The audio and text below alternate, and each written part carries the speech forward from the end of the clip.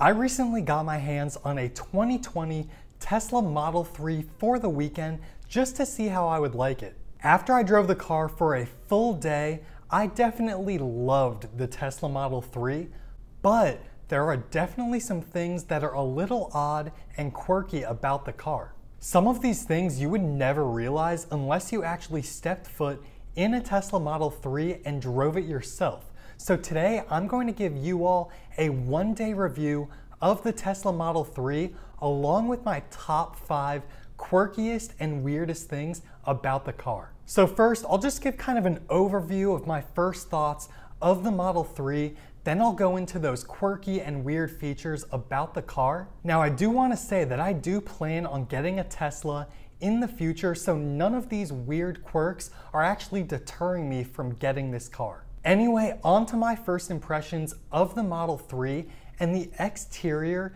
I really do like it. The front of the car really stands out for me. It looks very sporty and modern just when you look at it. Even the headlights look great to me.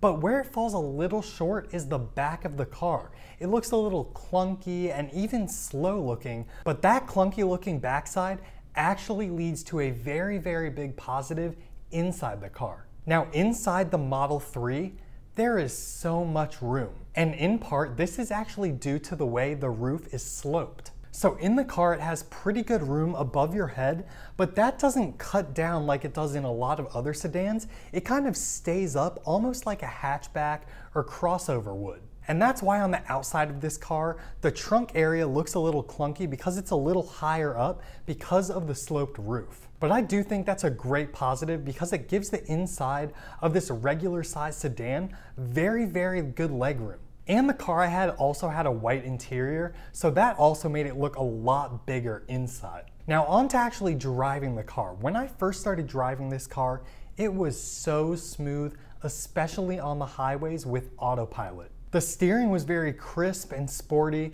and you can actually change a bunch of settings about how the car drives, including the steering, acceleration, among other things. Now, just as a warning, the Tesla Model 3 is unlike any other car I have ever driven, and it's probably true for anyone that hasn't driven an electric car. Once you get used to it though, you end up loving it. I'll get to more about how the car actually drives and the features that it has in my top 5 weirdest features in just a moment. Before we go into that, I just wanted to mention supercharging. So I actually took the car to get supercharged once, and I sat there for about 20 minutes and it charged all the way up to 75% battery for less than $10. I think it was around $7 I paid. I think that's a great value, and I didn't even mind sitting there for 20 minutes. It was actually at a Wawa gas station, so I went inside, got some food, got some coffee, and before you know it, my car was fully charged. All right, now let's get into the top 5 weirdest features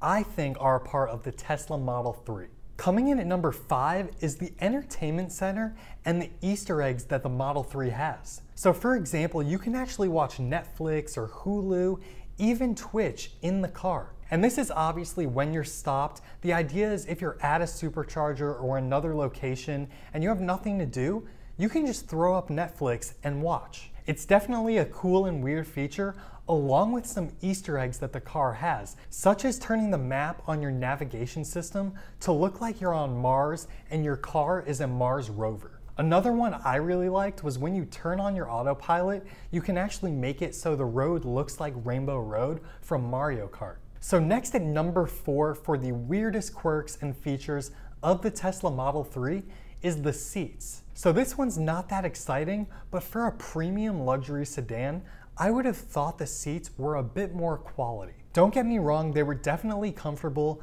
definitely plush, but the material just wasn't up to standard. It was definitely a fake leather, almost kind of like a vinyl, and it had a very weird smooth feeling to it, unlike other premium sedans where you get nice leather. While it's just a small thing, I would assume that if you're paying so much for one of these cars, you would get a very, very nice material for your seats. The one positive though, I've heard that they're very easy to clean. You can just take a baby wipe or other type of wipe and just wipe them right off, and they don't stain very easily.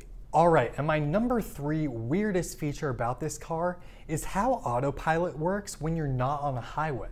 So I had it on a road where it was relatively straight, but there were stoplights. There's now a feature in Autopilot where it can actually recognize lights. So when you're driving up to a light at normal autopilot speed, the Tesla will recognize you're coming up to a light, and if it's green, it'll actually ask you to tap on the gas so it knows that it can go through the light. I thought it was a weird but cool feature as someone who's never driven a Tesla before, and I think it's a very, very good one, and the Autopilot technology will just keep growing for years to come. And at number 2 is the camera system on the Tesla Model 3.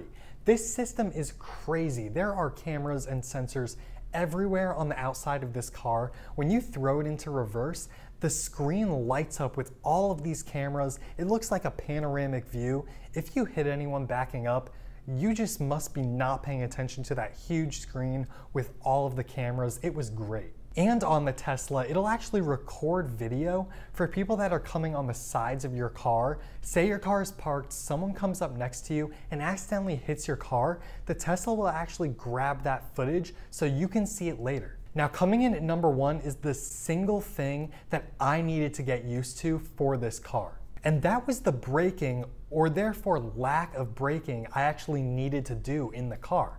So I got in the car, you would be going, say you're going 40 miles per hour, and you take your foot off the gas even a little bit, the car would slow down like you were actually braking without putting your foot on the brake. Now this setting can actually be changed, as I learned later when I was driving the car, but I had it on a mode, and this is usually default in all Teslas, where it will actually take the energy from the wheels when you're slowing down and put it back into the battery. So it's kind of a battery saving, battery regenerating type of thing.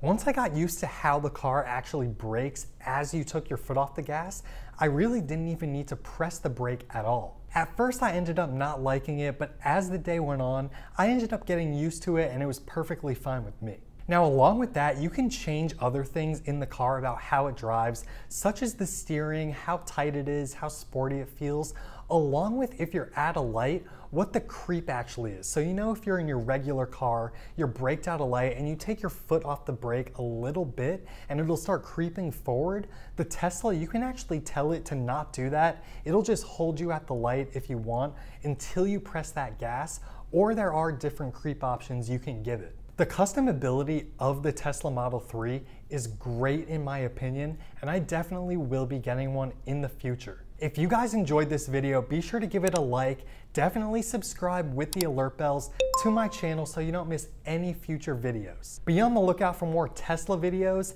and other videos in the future. Thanks for watching, and I'll see you next time.